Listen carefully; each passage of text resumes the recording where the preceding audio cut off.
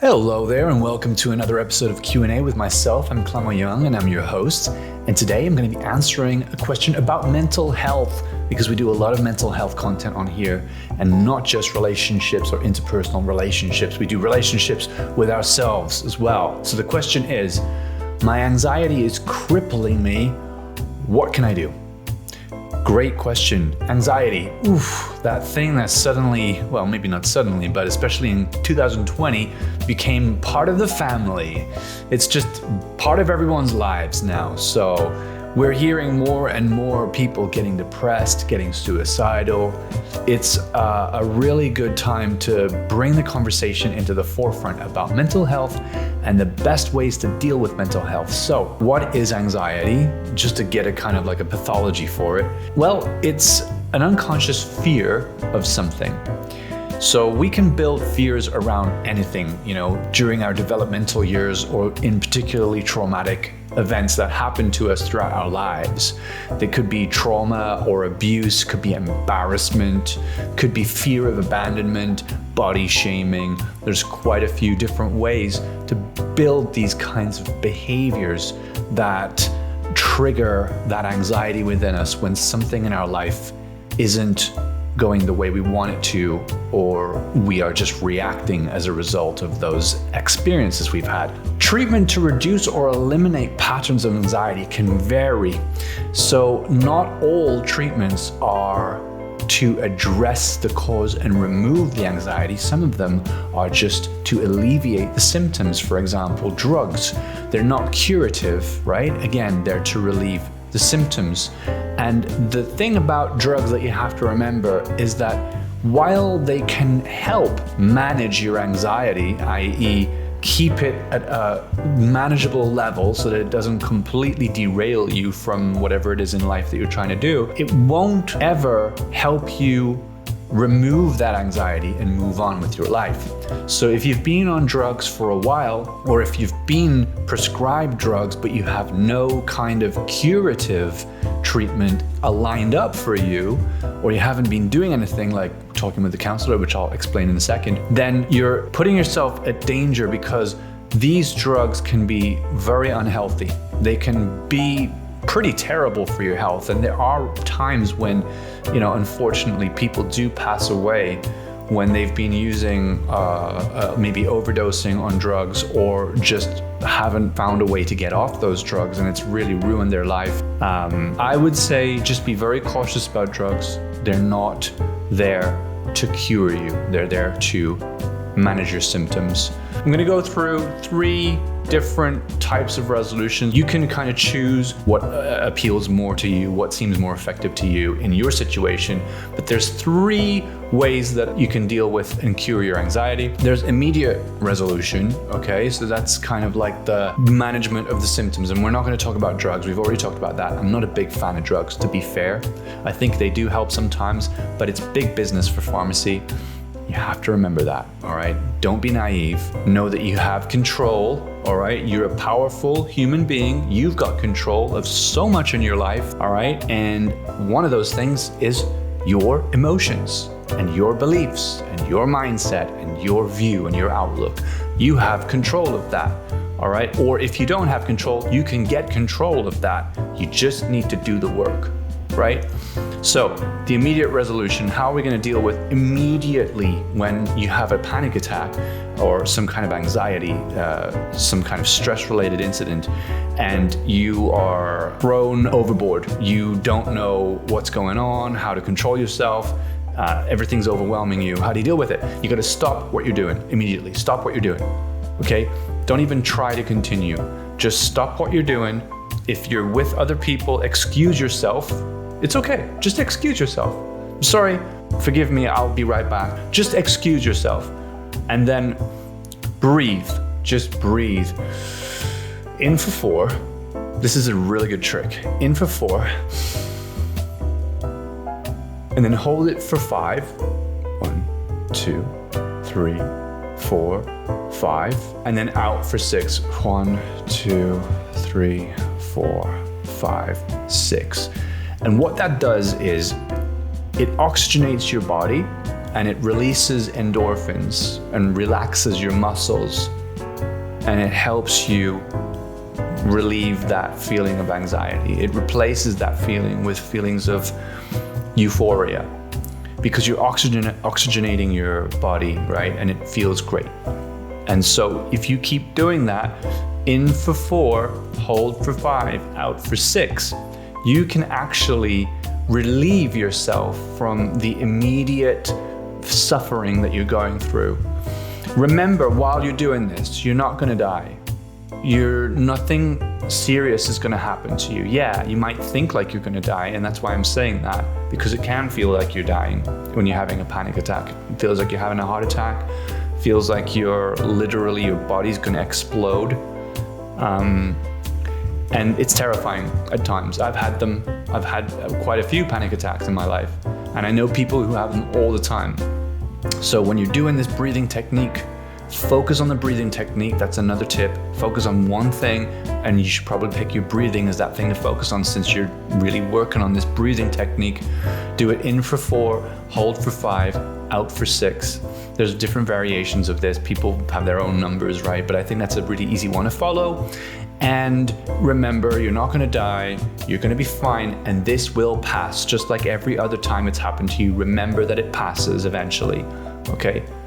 And then when you've done that, and when it has left your body, or at least it's died down and it's manageable again, congratulate yourself. This is really, really key. Congratulate yourself on regaining control and for being deliberate, for taking action and executing when you knew you could.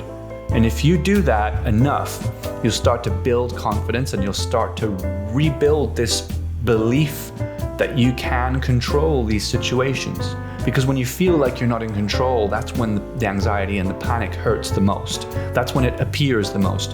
When you feel like you're not able to handle it, that's actually really important to recognize, that the reason why the anxiety appears and the reason why the panic, which I would say comes after the anxiety, because the anxiety first surfaces and then your brain kicks into gear and you start questioning whether you're going to be able to deal with this, and then the panic sets in.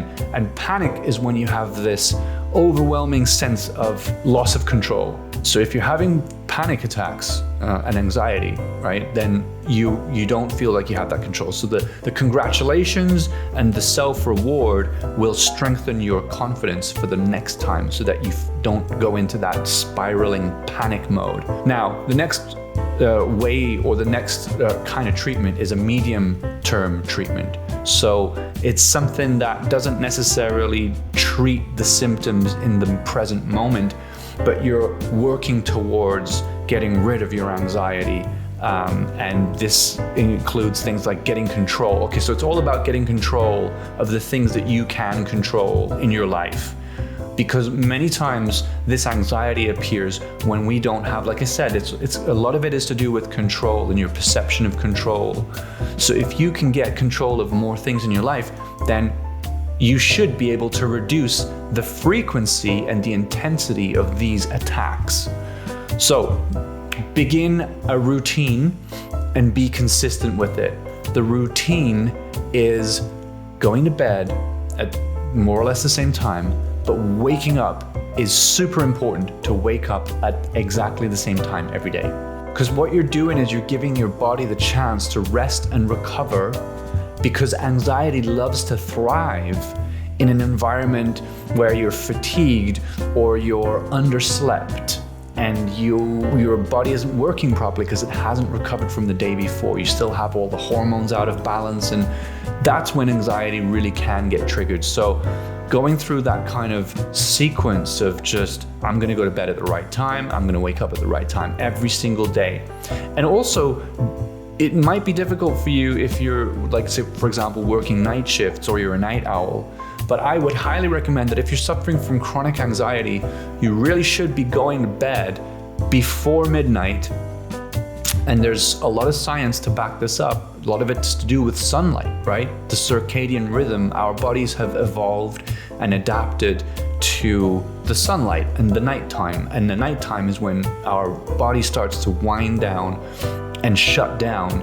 and we can bypass that, but it doesn't work well for our biology.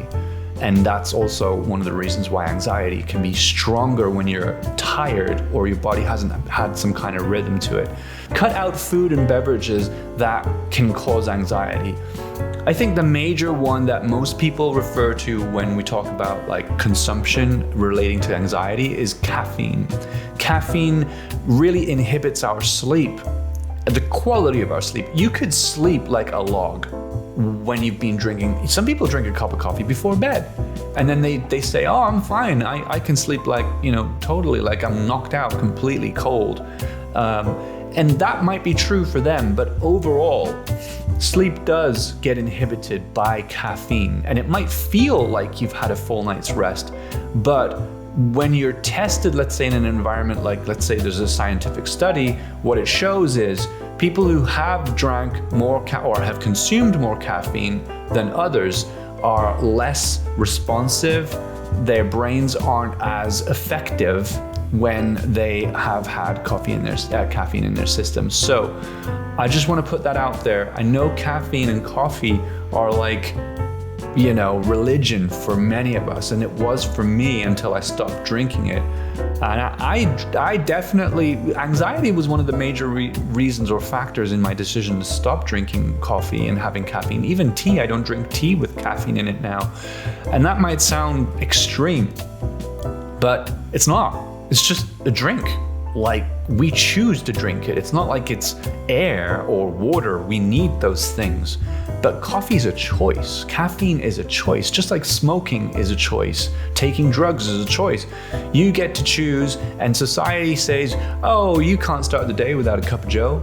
That's a lie. That's a real lie. My energy levels have actually risen since I stopped drinking caffeine. And again, it has a lot to do with the fact that my sleeping pattern is so much better and my quality of sleep is so much higher now as a result of not drinking caffeine or having caffeine.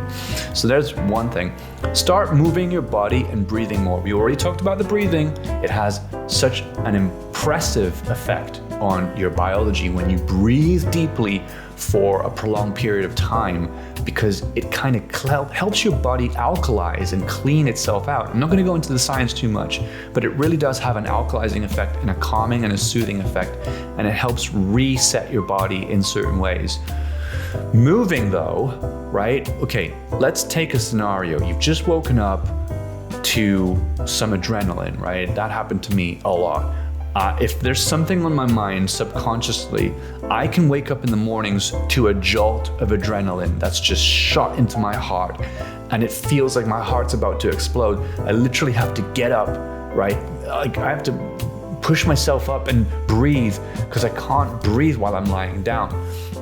That's an extreme situation, and I would definitely recommend getting out of bed if that's happening to you.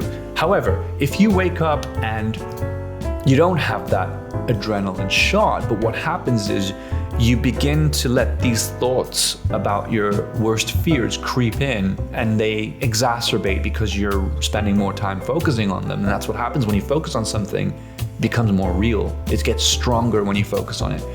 Then you have to get up. You have to get out of bed and move, because the inactivity is what's allowing you to continue to focus on those things.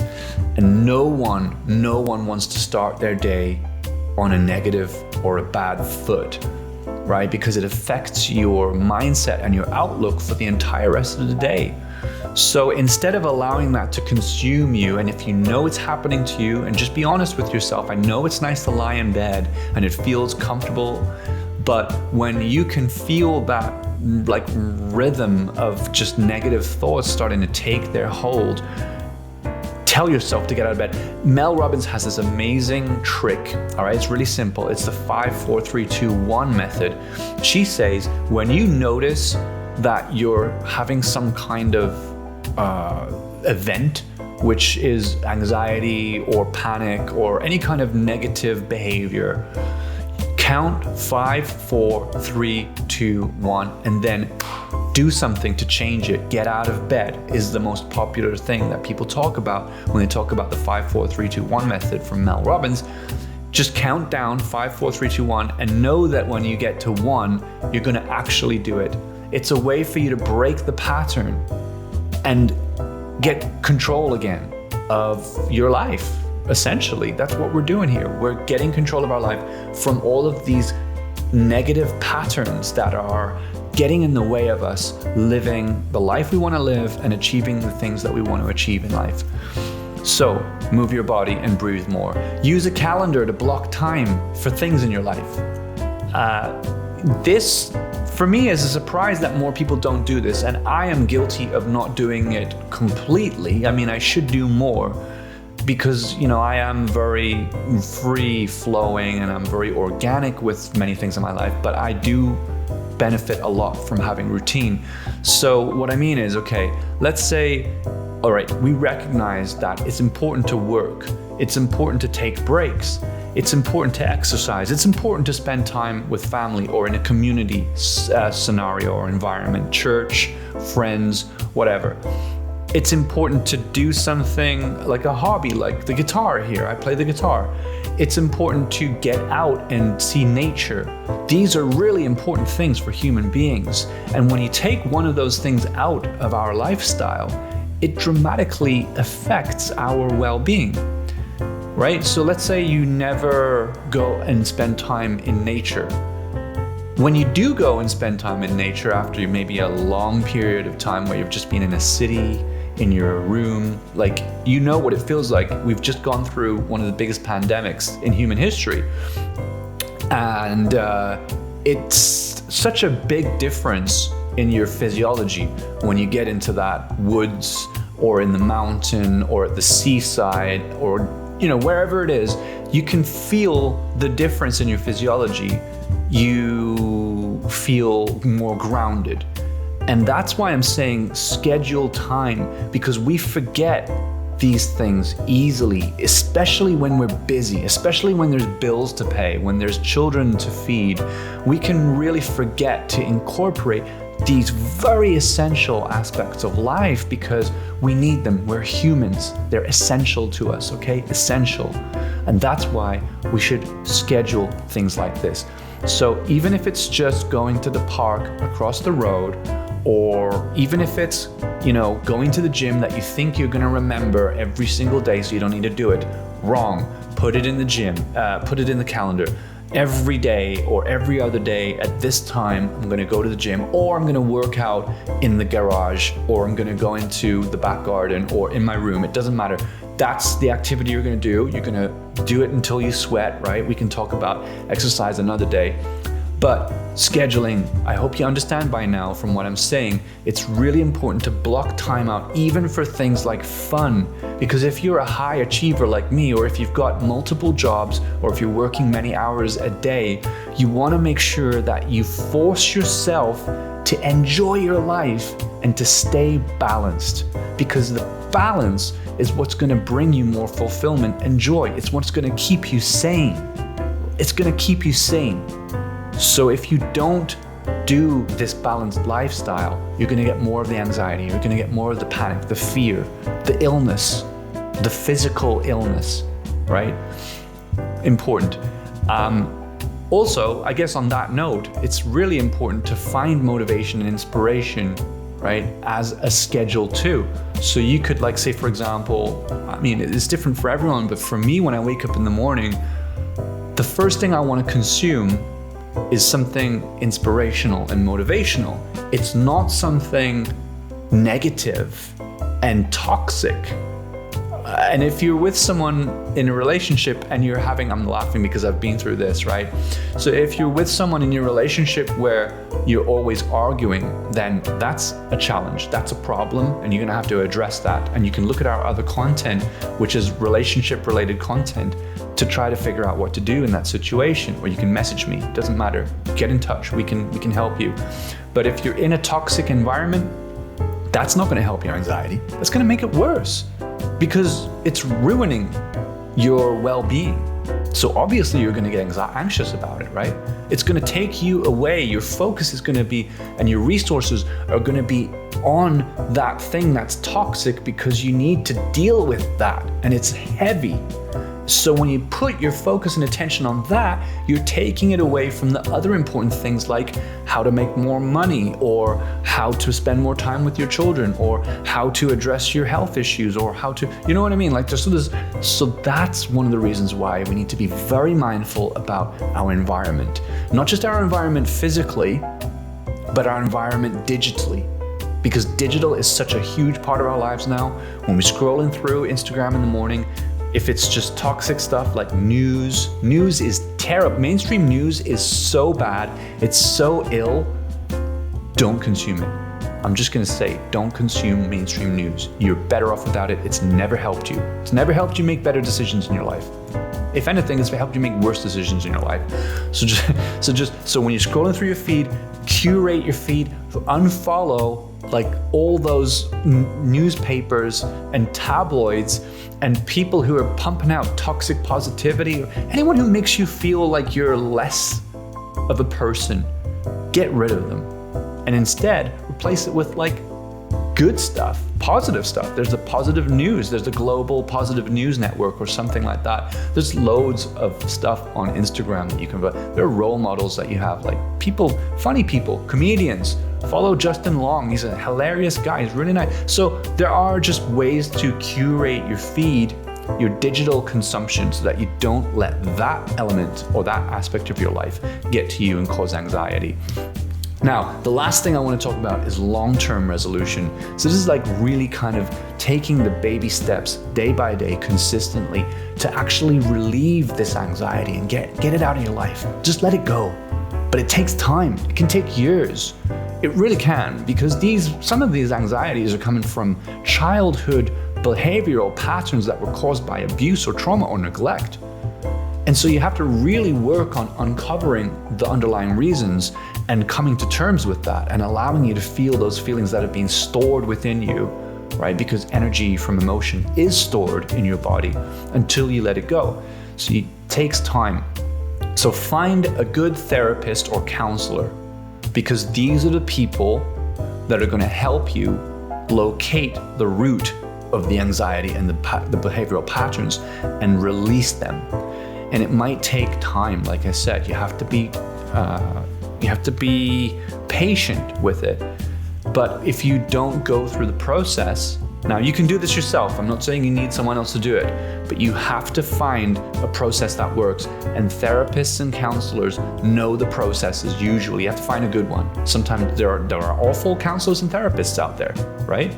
You have to find one that you trust, and one that you feel comfortable with, and one that is knowledgeable and capable of allowing you to do the work and guiding you to do the work so that you can move on with your life from this awful, terrible anxiety. And ask for help from other people too. I mean, having good friends in your life and having supportive family in your life, even though it's not always possible, is better than being alone most of the time. Because most of us, all right, really rely on that social interaction to keep us sane, to keep us feeling good about ourselves, because it's so hard to always be your own cheerleader. You have to be your own cheerleader, but it's so hard when there's no one else around to help you with that. So I hope that all of that has really helped. That was more than I wanted to talk about, but I think I gave some pretty good value in this video. If you enjoyed it, please leave a comment and let us know what you want us to talk about. Give us some ideas for content and get in touch if you want to. We're always happy to talk to you and help you resolve some of your issues. So take care. I'll see you on the next one. Bye.